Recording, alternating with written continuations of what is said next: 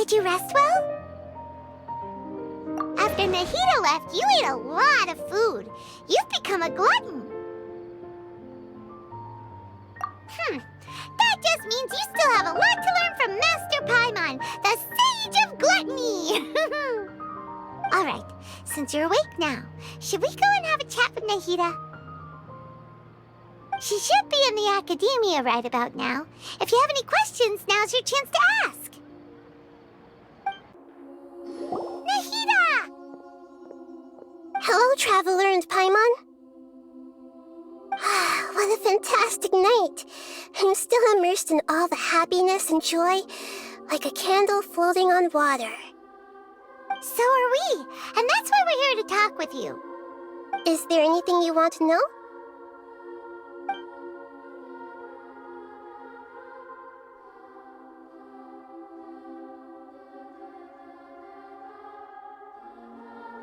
After recent events, the Akasha can no longer function as it used to. I've given it some thought, and have decided to shut it down permanently. But this is definitely not a bad thing. Even from the beginning, I've been planning to shut it down. The Akasha's centralized administration of knowledge has always restrained people's curiosity and curtailed the number of paths available to them. I don't think this is good for Sumeru. Although people may initially feel a little uncomfortable with the loss of the Akasha, they will soon understand that this life is more suitable for them. And as for the future of Sumeru, I'm preparing to regain control of the academia.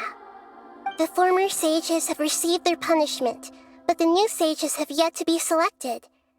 I will oversee the process personally. I hope that the new 6 great sages will be more focused on academics. Sumeru needs such leaders more than ever. The other big issue is the people of King Deshret. All the residents of the desert, in fact. They have been mistreated for far too long. I've already taken some measures to address this. It will take some time to rebuild everything, but no matter if it's culture, friendship, or trust, we will rebuild it.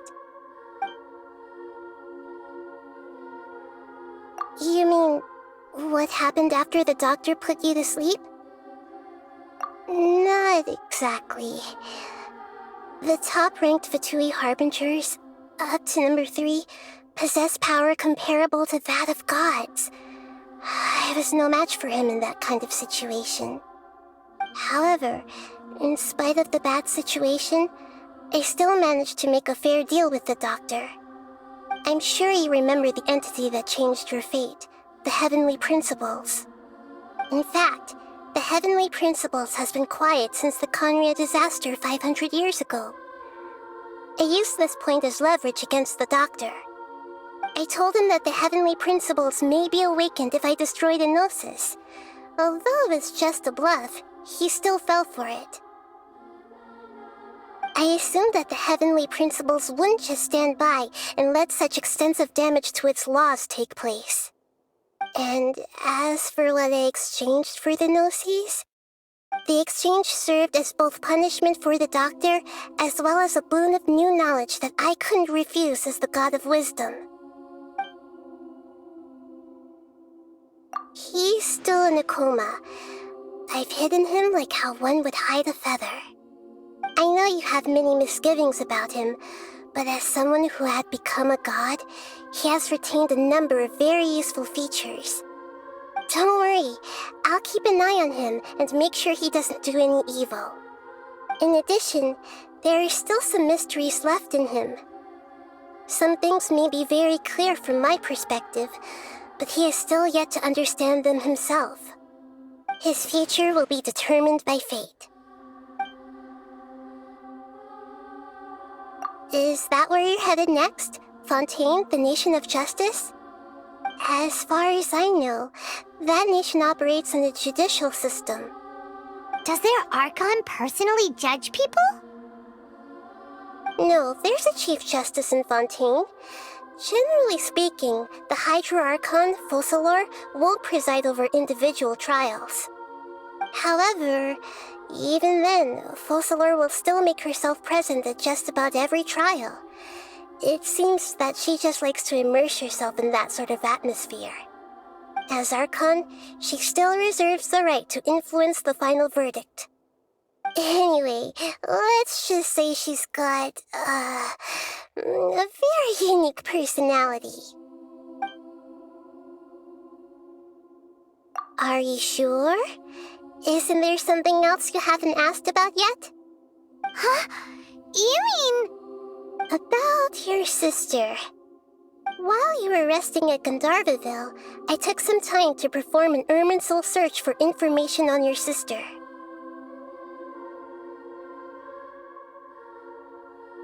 Yeah, isn't Irminsul a repository for all the information and memories of Teyvat? So there shouldn't be anything on him or his sister. This is true in your case. Irminsul indeed does not have any information on you. However, there must be something different about your sister, because as it turns out, the world has recorded information on her after all. What? There is only one possible explanation. She belongs to this world.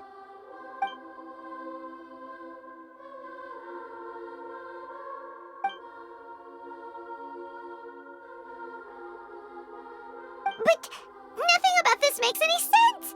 Wasn't this your first trip to Teyvat? According to the records I was able to access, your sibling suddenly appeared in Conria. After the Conria disaster, she began her journey through the 7 nations of Teyvat. But just as her journey was about to reach its conclusion, the Irminsul records on her suddenly become fuzzy. What do you mean, fuzzy? Did something happen to her? All I know for sure is that somebody, for reasons only they can know, is deliberately obfuscating her fate.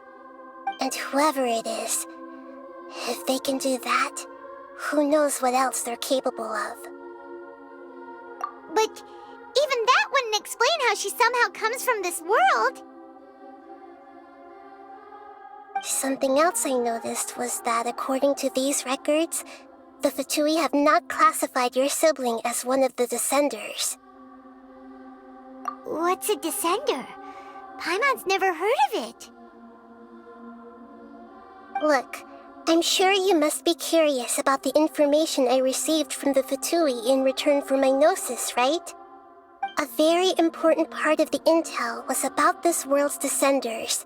External beings, ones that don't belong to this world. Traveler, you are Teyvat's 4th Descender. Huh? So the Fatui count 3 other Descenders before the Traveler, and his sister isn't even one of them? That's right. My current hypothesis is that the first Descender was likely what we now call the Heavenly Principles. As for the other Descenders, I still need to verify their existence. It could take me some time. Paimon's head's about to burst from all this crazy new information. And yet, even knowing all this, I'm sure you must still have a lot of unanswered questions. I must say, I truly regret that I can't help you more as the God of Wisdom. There are many questions in my heart as well. I will need some time to go through each one of them.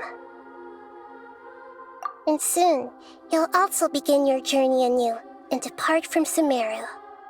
I'm very interested in your future. It's a journey that can't be observed or recorded by this world. If fate is the ultimate knowledge, then your future will be the ultimate fate. Paimon's sure glad we got to meet you, Nahida. The pleasure is all mine. I can't thank you enough. Alright, that's enough talk for today. If you ever miss me, just close your eyes, and maybe I'll appear in your dreams.